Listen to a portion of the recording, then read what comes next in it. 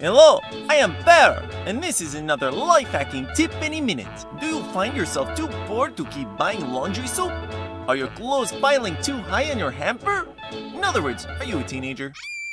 Strap in, because for a couple bucks in a little time, you could make enough quality laundry soap to last you until you have gray hair. Let's look at the material list. Cue dramatic music. Borax. Washing soda.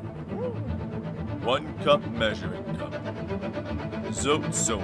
Now it's sodier. A 5-gallon bucket!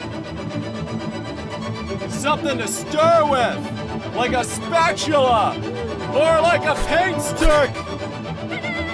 And a really big pot! To begin, fill your pot halfway up with water. Put it on the stove and turn it on high. Next, take your Zote soap. Massage it, working the knots out. And then turn it into chop suey! You'll proceed to add pieces of the soap to your water, one at a time. Don't add another piece until the first one is mostly melted and looks pretty nasty. Before the water boils, turn it down to medium. Eventually, you will add all the soap while stirring it. Now this could take a good hour. After it is all melted, dump it into a bucket. Then add 1 cup of borax and 1 cup of washing soda. Stir it around. Now fill the bucket to the top with water while still stirring it. This can be tiring, so hiring a child to do this may be advisable. Don't micromanage him though. Have him train more children so that they can work as a team.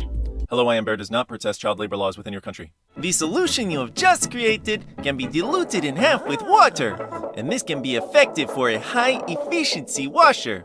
This means that the solution is essentially 10 gallons of laundry soap. Go ahead, pour it in, and be filled with budgeting ecstasy.